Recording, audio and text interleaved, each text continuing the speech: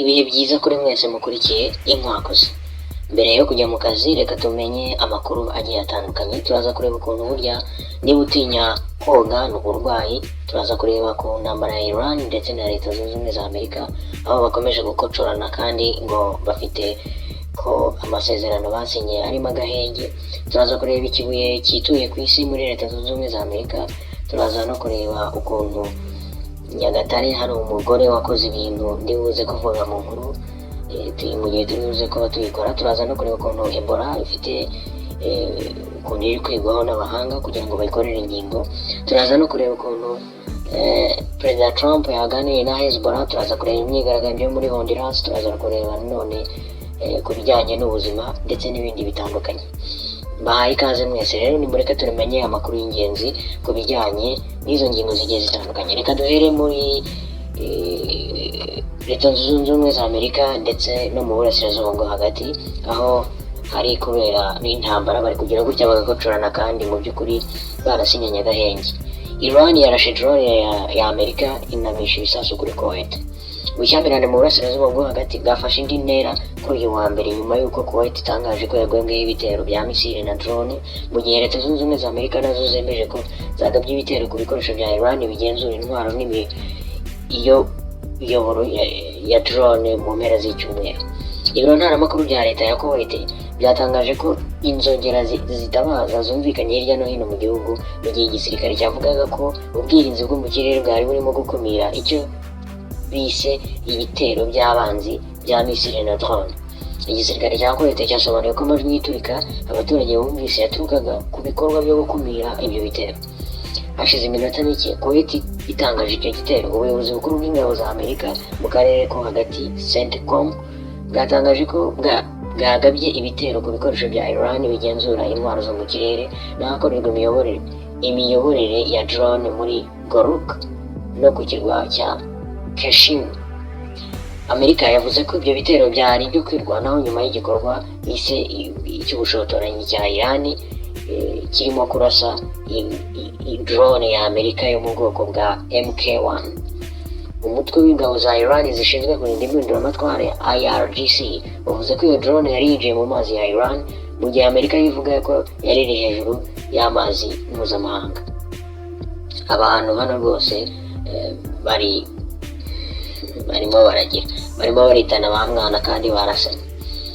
Nanone tubibutse ko tukiri ku ntambara ya Iran na Leta Zunze Ubumwe za Amerika, kuva mu mpera z'icyumweru gishize kugeza mu gitondo cyo kuri uyu wa mbere Kamena 2026, ingabo za Leta Zunze Ubumwe za Amerika n'ubunini za Iran zari zongeye kurasana nyuma y'iminsi mike hatangajwe agahenge k'iminsi 60. Ingabo za Amerika zikorera mu burasirazuba bwo hagati CENTCOM zasobanuye ko kurasana kwatewe n'ubushotoranyi bwa Iran yahanuye drone ya Amerika yo mu bwoko bwa MK1 Predator yari hejuru y'amazi mpuzamahanga. Mu gitondo cyo kuri uyu wa mbere Kamena rero CENTCOM yatangaje ko nyuma y'ubushotoranyi indege y'intambara ya Amerika nayo yahise isenya ubwirinzi bwo mu kirere bwa Iran, sitasiyo igenzurirwamo drone iri munsi y'ubutaka na drone ebyiri. Amerika yasobanuye ko yagabye ibi bitero mu karere ka Goruk ku kirwa cya Kashim kuwa 31 Gicurasi 2025, kigaragaza ko ibirindiro bya Iran byahungabanya umutekano w'ubwato bunyura mu mazi mpuzamahanga. Umutwe w'ingabo zidasanzwe za Iran IRGC watangaje ko Amerika yarashe ku munara w'itumanaho ku kirwa cya Kashim, kandi ko mu gitondo cyo kuri uyu wa mbere nawo warashe ku birindiro by'ingabo za Amerika. IRGC yasobanuye ko ibirindiro bya Amerika yarashe ari ibyifashishwa mu kurasa ku butaka bwa Iran, gusa ntiyagaragaje aho biherereye n'ubwo ibimenyetso byerekana ko ari muri Kuwait nk'uko twari tumaze kubivuga hejuru. Muri iki gitondo rero cyo kuri uyu wa mbere igisirikare cya Kuwait cyatangaje ko intwaro zacyo z'ubwirinzi bwo mu kirere zazindutse zihangana n'ibitero bikomeye bya drone na misile biri guturuka muri Iran. Tariki ya 28 Gicurasi nubwo intumwa za Amerika n'iza Iran byumvikanye ku gahenge k'iminsi 60 kagamije ahanini gufungura umuhora Hormuz kugira ngo unyuremo ubwato butwara ibikomoka kuri peteroli. Tariki ya 29 Gicurasi Perezida Donald Trump wari witezweho gufata icyemezo cya nyuma kuri aya masezerano y'agahenge yayoboye inama idasanzwe y'umutekano yabereye mu ngoro y'umukuru w'igihugu White House, ariko yarangiye hatamenyekanye icyavuye muri iyo nama. Ibintu bikomeje kuba bibi rwose, iyi ntambara ntabwo byari byoroshye. Reka tuvuye kuri iyo ntambara, usibye ko turi buze kuyigarukaho kubera ko turi buze kuvuga ku ngingo aho Donald Trump yavuganye na Hezbollah ku bijyanye n'agahenge ko kuri ibi bintu. Turaza kubigarukaho turi hafi gusoza aya makuru muri rusange turi kubagezaho. Reka tugaruke ku nkuru y'ubuzima twahereyeho mu ngingo z'ingenzi, aho hari abantu ngo batinya koga. Niba nawe utinya koga, menya ko uba ari uburwayi.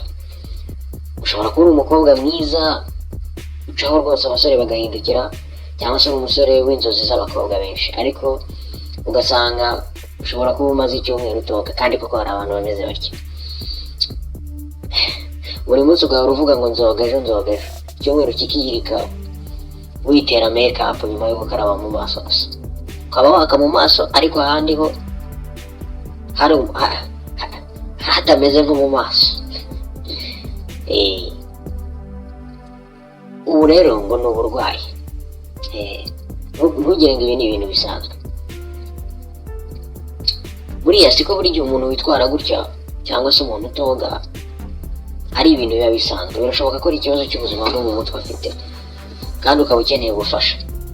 Nawe rero niba ukubita iminsi koga byarakunaniye, hagarara gatoya tukubwire ibijyanye n'ukuntu urwaye. Mu busanzwe aplutophobia ni ubwoba bukabije bwibasira umuntu bikamuviramo kugira ikibazo cyo mu mutwe cyo gutinya koga, ndetse n'ibindi byose bifitanye isano no kwiyuhagira. Ubu bwoba bushobora kuba bwaraturutse ku bihe bibi byabaye umwana, ariko bifitanye isano no koga. Nka kumwe abana benshi banga koga, ugasanga ababyeyi cyangwa undi muntu umurera aramukubita cyane, aramutonganya cyane, cyangwa se akamuserereza akoresheje amagambo mabi amuziza kwanga koga. Icyo gikomere rero umwana ashobora kugikurana bikamuviramo kuzarinda asaza yanga koga. Nanone niba utarakubitiwe kwanga koga, ushobora kuba wumva ari ibisanzwe, ariko ababizi barabizi. Ikinyamakuru Healthline gishyirwaho inkuru z'ubuzima cyanatangaje ko hari izindi mpamvu umuntu yabaho atoga cyangwa se afite ubwoba bwo koga, usibye kuba wenda yarigeze gukubitwa ari umwana azira ko yanga koga. Ahubwo hari igihe aba yarahuye n'ibindi bibazo. Izo ni izindi mpamvu zishobora gutuma yanga koga yaramaze kuba mukuru. Urugero, ashobora kuba yaragerageje kujya mu mazi menshi akenda kurohama. Icyo gihe umwana n'ubundi akura yanga koga, agakura yanga amazi kugeza abaye mukuru. Nanone ashobora kuba yarigeze gutwikwa n'amazi ashyushye cyane agiye koga. Ibyo rero nabyo bishobora gutuma umuntu akura adakunda koga na gato. Impinduka ziva mu mikorere y'ubwonko nk'igihe umuntu yagize ibirimo impanuka zamuteye ibikomere, nabyo bishobora gutuma hakorwa imisemburo ku buryo butari ku murongo, bigatuma atangira kugira ubwoba no ku bintu bitari ngombwa, hanyuma agatangira gutinya n'ibirimo koga. Ibi bikubaho nk'igihe impanuka yaguteye ibirimo ihungabana cyangwa ibikomere. Igice cy'ubwonko kizwi nka amygdala gifite mu nshingano kuringaniza ibirimo amarangamutima kigatangira gukora cyane ku rugero rudakwiriye. Ikindi ni uko umuntu atangira gusaza, ihuza nzira ry'imyakura ijyana ikavana amakuru ku bwonko izwi nka neurotransmitters ritangira guhinduka. Imisemburo irimo nka serotonin na dopamine igira uruhare mu kuringaniza amarangamutima ya muntu, nayo igahindura imikorere, ibigira uruhare mu gutuma abantu bakuze bisanga bagira ubwoba mu buryo bworoshye no ku bintu bitari ngombwa. Muri ubwo bwoba hakaba hakubiyemo n'ubwoba bwo kwiyuhagira. Niba nawe uhise wumva wibasirwa n'ubu bwoba, uragirwa inama yo kugana abaganga, bakaba babanza kugusuzuma bakareba niba nta bibazo birimo ibyo twavuze byaba byaraguteye ubwoba bwo kwanga koga, kuko bimwe muri ibibazo bivurwaho imiti isanzwe. Hanyuma nanone waba wanga koga bitewe n'ibikomere byaturutse ku mpanuka, nabwo ukavurwa. Ibyo byaba byaratewe n'ibindi bintu byakubayeho nko mu bwana bikagutera ihungabana, icyo gihe nabwo abaganga bakugira inama yo gusanga abantu bavura cyangwa se inzobere mu bijyanye n'imitekerereze, mbese bita ku buzima bwo mu mutwe. Icyo uzagikore, kandi ni ukuri kizagufasha kongera koga, dore ko koga n'ubundi bituma umuntu agira ubuzima bwiza. Reka tujye mu ikoranabuhanga, aho ikigo cya NASA gishinzwe ibijyanye n'isanzure yo mu kirere muri Leta Zunze Ubumwe za Amerika cyatangaje ko hari ikibuye cyo mu isanzure cyaguye ku isi bitera impungenge. Ikigo cya NASA cyemeje ko ikibuye cyo mu isanzure meteor cyaturikiye hejuru y'amajyaruguru y'uburasirazuba bwa Leta Zunze Ubumwe za Amerika, giteza urusaku rwinshi rumeze nk'iturika ryumvikanye hejuru ya Boston muri Leta ya Massachusetts, runatigisa inzu nyinshi zo mu zindi leta zitandukanye. Iki kibuye gisa n'umupira w'umuriro cyamuritse cyane mu kirere, kinafatwa amashusho n'abantu benshi ndetse kinagaragara neza ku mashusho yafashwe n'ibyogajuru. Ibi byabaye ku wa gatandatu ahagana saa 8:06 z'amanywa ku isaha yaho, ubwo iki kibuye cyacaga mu kirere kigaturikira mu majyaruguru y'umwimukirwa wa Cape Cod muri Massachusetts. NASA yatangaje ko iki kibuye cyagenderaga ku muvuduko uri hafi ya kilometero zirenga 120 mu isaha. Hanyuma rero cyashwanyagurikire ku butumburuke bwa metero 65 hejuru y'amajyaruguru y'uburasirazuba bwa Massachusetts n'amajyepfo y'uburasirazuba bwa New Hampshire. Imbaraga zasohotse ubwo cyashwanyagurikaga zingana na tone 300 za TNT. Ibi bikaba ari byo byateje urusaku rwinshi. Kugira ngo ubyumve neza, yuhanye no gufata amakamyo nk'icumi kugeza kuri 15 y'urukururana. Imwe ikaba itwara imizigo ipima toni hagati ya 20 na 30, hanyuma ukayuzuza neza ibiturika maze ukayaturikiza icyarimwe mu gihe gito cyane nk'isegonda. Iri turika rikiba, bamwe mu baturage batekereje ko ari umutingito, ariko ikigo cya Amerika gishinzwe ubumenyi bw'isi USGS cyabihakanye kivuga ko rwari urusaku rwinshi rwaturutse ku kibuye cyo mu isanzure. Umuyobozi w'ubushingirizi ushinzwe amakuru muri NASA, Jennifer Dolan, yatangarije AFP ko iki kibuye atari kimwe muri za kibona umwe zimaze iminsi zigaragara hirya no hino ku isi, cyangwa ibisigazwa by'ibyogajuru byakozwe n'abantu, cyangwa icyogajuru kiguye ku isi. Aho ni muri Leta Zunze Ubumwe za Amerika. Hanyuma reka tugaruke hano mu Rwanda, aho mu Rwanda hashobora gutangira kwifashishwa amashanyarazi mu gutwika imirambo. Gutwika imirambo biri kwisunga cyane nk'uburyo bufasha igihugu kurondereza ubutaka no kubungabunga ibidukikije, nubwo butarakirwa neza mu baturage cyane cyane Abanyafurika. Kugeza ubu abapfuye bangana na 60% ku isi kuva mu mwaka wa 2023 kugera mu 2026 bakinguwe batwitswe. Ubuyapani na Korea nibyo biyoboye muri ubu buryo bwo gushyingura. Hejuru ya 90% by'abapfa muri ibi bihugu bashyingurwa batwitswe. Sweden, Denmark, Slovenia nabyo bibigwa mu ntege ku kigero cya 87%. Ubu ni uburyo buri kwisunga kuko bufasha cyane mu buryo butandukanye, haba mu kurondereza ubutaka, kuko igituro gifata umwanya munini kurusha agacupa gato babikamo ivu ry'umurambo watwitswe, ku buryo ubu buryo bushobora kuramira ubutaka bushyingurwamo ku kigero cya 95%. Ikindi, ubutaka bashyingurwaho nko mu Rwanda bisaba ko bumara imyaka 20 butarakoreshwa. Iki kikaba ari igihombo kinini ku bihugu bifite abaturage biyongera ku kigero kiri hejuru mu Rwanda. Muri 2015 nibwo hasohotse iteka rya minisitiri rigena uko imirambo izajya itwikwa. Impamvu ni abantu bapfa buri munsi. Icyakora nubwo gutwika imirambo bimenyerewe hirya no hino ku isi, ntibirakirwa neza cyane kuko bikora ku marangamutima y'abantu. Si buri wese wakwihanganira kubona uwe bamushyira mu muriro uri ku kigero cy'ubushyuhe bwa °C 1000 agahinduka ivu arenga. Icyakora hari indi ntambwe iri guterwa hano mu Rwanda ku bijyanye no gutwika imirambo. U Rwanda rurakataje kuko rushobora gutangira gutwika imirambo hakoreshejwe umuriro w'amashanyarazi, ndetse hanashyirweho ibiciro bihamye byo gutanga iyo serivisi. Biteganyijwe ko hatagize igihinduka byatangira muri uyu mwaka wa 2026. Kuva u Rwanda rwakwemera ibyo gutwika imirambo, icyo gihe Abahinde bo mu idini ry'Abahindu, Hindu Mandal, baba cyangwa bakorera mu Rwanda n'ubundi basanzwe bashyingurwa muri ubwo buryo, nibo babikoraga ariko bagatwika imirambo y'abanyedini babo. U Rwanda rwagiranye ubwumvikane n'abo muri iryo dini kugira ngo irimbi ryabo abe ari ryo rikomeza gutanga iyo serivisi no ku bandi baturarwanda bose bayikenera, cyane ko Abanyarwanda batarabihohokera. Abahindu bafite urusengero mu mujyi wa Kigali kandi basanzwe banafite irimbi ritwikwamo imirambo, ariko uyu mujyi wagiye utera imbere, hanyuma leta ibasaba kwimura ibikorwa byabo bigakorwa mu mujyi rwagati bikajyanwa ahantu hitaruye ibikorwa by'iterambere ndetse n'imiturire. Aba Bahindu iryo rimbi ryabo barijyanye mu kagari ka Murama, umurenge wa Nyamata, mu karere ka Bugesera. Kuva icyo gihe rero hamaze gutwikirwa imirambo isaga 200, irimo n'iy'Abanyarwanda 7, ariko biganjemo abari basanzwe barashyingiranywe n'abanyamahanga basanzwe bashyingura muri ubu buryo mu bihugu bakomokamo. Hanyuma reka tujye mu karere ka Nyagatare, ahabaye rwose isanganya rikomeye. Umugore ukekwaho gusiga amazirantoki ku nzu yafunzwe.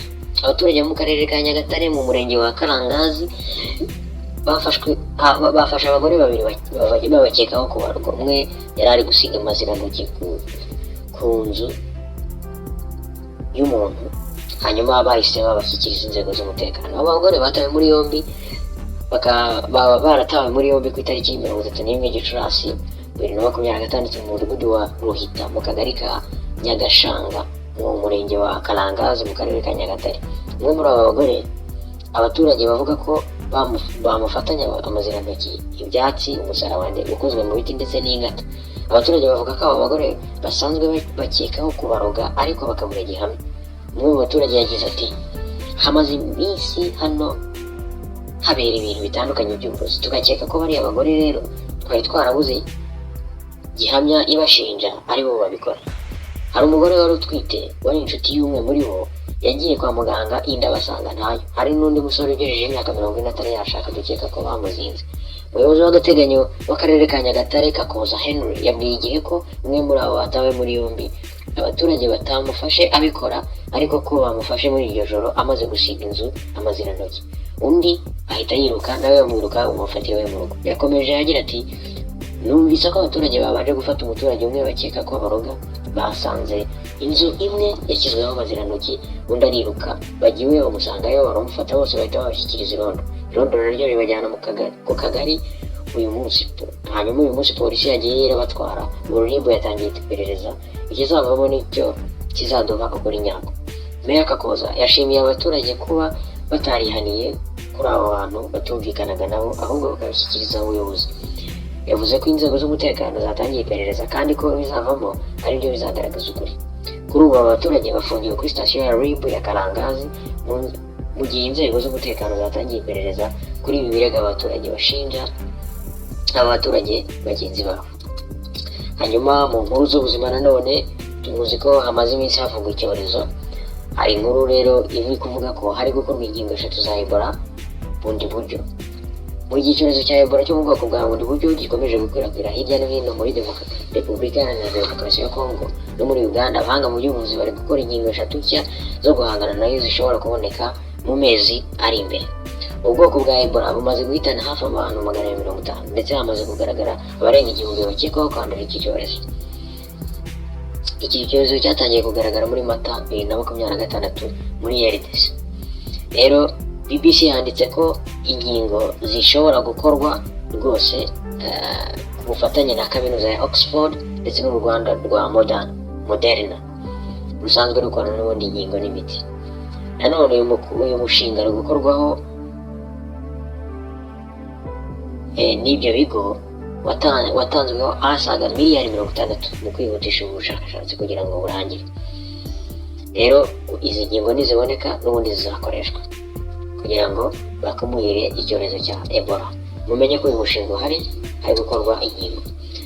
Reka iby'intambara ntitujya dutandukana nabyo muri iyi minsi. Reka twigire muri Leta Zunze Ubumwe za Amerika, aho Perezida Donald Trump yaganiriye na Hezbollah ku ntambara yo muri Liban. Perezida wa Amerika Donald Trump yatangaje ko yagiranye ibiganiro n'umutwe wa Hezbollah ufashwa na Iran, bemeranya ko nta bitero wongera kugaba kuri Israel. Trump yemeje ko yanavuganye na Minisitiri w'Intebe wa Israel ko niba hari ingabo zagombaga koherezwa muri Liban zigomba guhita zihagarikwa. Ati, nagiranye ibiganiro byiza na Minisitiri w'Intebe wa Israel Benjamin Netanyahu, ndetse nta basirikare bazajya i Beirut, kandi nagiranye ikiganiro cyiza na Hezbollah ndetse bemeye ko kurasa bihagarara. Uretse Trump, nta wundi mukuru w'igihugu wa Amerika wigeze avugana na Hezbollah, byaba mu buryo butaziguye cyangwa mu buziguye, kuko Amerika ifata uyu mutwe nk'uw'iterabwoba. Umwe mu bayobozi ba Liban yabwiye Reuters ko Hezbollah ibinyujije muri perezida w'inteko ishinga amategeko Nabi Berri yabwiye Amerika ko ishaka guhagarika ibitero kuri Israel, ariko ko nayo ikirinda kugaba ibitero i Beirut. Intambara yo muri Liban yakajijwe cyane niyo Amerika irwanamo na Iran, umutwe wa Hezbollah ufashwa na Iran. Bityo iki gihugu kikaba kivuga ko kugaba ibitero kuri uyu mutwe bishobora gutuma agahenge k'iminsi. Umutwe wa Hezbollah ufashwa na Iran, bityo iki gihugu kivuga ko kugaba ibitero kuri uyu mutwe guhagarika kugaba ibitero kuri uyu mutwe bishobora gutuma agahenge k'iminsi 60 kagerwaho. Ariko nanone kudahagarika ibi bitero bikaba bishobora gutuma agahenge k'iminsi 60 gahita gapfa kagahagarikwa n'ibitero umuntu abagaba kuri Hezbollah yo muri Libani. Honduras naho imyigaragambyo yafunze amashuri n'amavuriro. Amashuri ya leta n'amavuriro byo muri Honduras byafunze imiryango kubera imyigaragambyo y'abarimu n'abaganga basaba ko umushahara basezeranyijwe wakongerwa. Amashyirahamwe y'abarimu n'abaganga yavuze ko guhagarika akazi byatewe n'uko leta itubahirije amasezerano yo kongera umushahara yari yarabemereye, nyamara ntibishyirwe mu bikorwa. Nyamara byari bimaze iminsi bivugwa. Abaganga bo bamaze iminsi bigaragambye kubera imishahara batishyura, kutizera umutekano mu kazi ndetse no kutagira ibikoresho mu bitaro. Abaganga bakavuga ko urwego rw'ubuzima rubayeho mu buryo bwo kubara ubukeye. Ubundi izi ni inzego ziba zikomeye, amashuri, amavuriro. Kuba leta itabyitaho nabyo ni ikindi kibazo kabisa. Rero bakoze imyigaragambyo ku bw'izo mpamvu. Hanyuma abanyarwanda, hari inkuru ivuga ko hari impuruza kuri mwe mu itabi. Rwose kwivuza ibihaha byashwanyaguritse ni ikibazo gikomeye. Iyi nkuru tuzayigarukaho, tuzayikora ukwayo kugira ngo muyumve neza. Ni inkuru ndende izagaruka ku ngaruka zo kunywa itabi ndetse n'ingaruka zirambye ibyo bintu bigira. Tuzayigarukaho mu buryo burambuye, bityo bizabafasha kubungabunga ubuzima mwakabyaramwe. Ntabwo ibintu byo kunywa itabi biba byoroshye. Muzayireba ku nkwakuzi, tuzayishyiraho rwose vuba bishoboka kugira ngo iyo nkuru y'ubuzima ibashe kugera kuri mwe muri rusange, hanyuma muyisobanukirwe, mumenye ububi bw'itabi, mumenye ni gute byabafasha kugira ngo mubashe kwirinda itabaho riva rikagera. Reka dusoreze kuri iyi nkuru yo mu Nyakabanda. Mu Nyakabanda batunguwe no gusanga uwo bari bamaze iminsi 3 batabona yarapfiriye mu nzu. Abaturage bo mu mudugudu wa Kamwiza mu kagari ka Munanira ya mbere mu murenge wa Nyakabanda, akarere ka Nyarugenge, batunguwe no gusanga umugabo witwa Ndizeyeme bari bamaze iminsi igera kuri 3 badaciryera yarapfiriye mu nzu yabagamo. Amakuru y'urupfu rwa nyakwigendera yamenyekanye ku mugoroba wo kuri uyu wa mbere tariki ya mbere Kamena 2026. Umwe mu baturage ndetse wari inshuti ya nyakwigendera yabwiye Ukweli Times dukesha inkuru ko yasanze umubiri we watangiye kwangirika. Yavuze ko yafashe icyemezo cyo kujya kumureba iwe nyuma y'uko yari amaze iminsi 3 atamubona, mu gihe batamaraga umunsi batavuganye kuri telefone. Ati ntabwo yamaraga umunsi tutavuganye, rero nyuma yo kumara iminsi tutavugana ntanamubona, nagiye iwe ndafungura nsanga yarapfuye. Yakomeje agira ati urebye amaze iminsi 3 apfuye kubera ko yari yatangiye kubyimba. Makuru avuga ko uyu mugabo yibanaga ndetse yari yaratandukanye n'umugore we. Ubwira inkuru rero yakorwaga, imodoka itwara umurambo yari itaragera aho nyakwigendera yapfiriye. Inkuru zari nyinshi ndetse amakuru aba ari menshi, ariko ayo niyo twabahitiyemo. Nimureke rero dukomeze imirimo yacu ya buri munsi. Niba uri inkwakuzi rwose kora nk'inkwakuzi mu kazi ukora. Niba uri inkwakuzi y'umunyeshuri yiga nk'inkwakuzi. Niba uri inkwakuzi ya rwiyemezamirimo kora nk'inkwakuzi. Kandi rwose ibintu byose ukora bikugendekere neza. Mwese muhaye muronke turi kumwe. Niba uri inkwakuzi itarakora subscribe ikora aho hasi, turi kumwe. Ibindi tuzagenda tubireba, ibijyanye n'amakuru rwose, updates zikenewe, ibijyanye n'ubuzima, ubucuruzi, politiki ndetse n'ibindi bivugirwa ahangaha. Turi kumwe, muhaye muronke.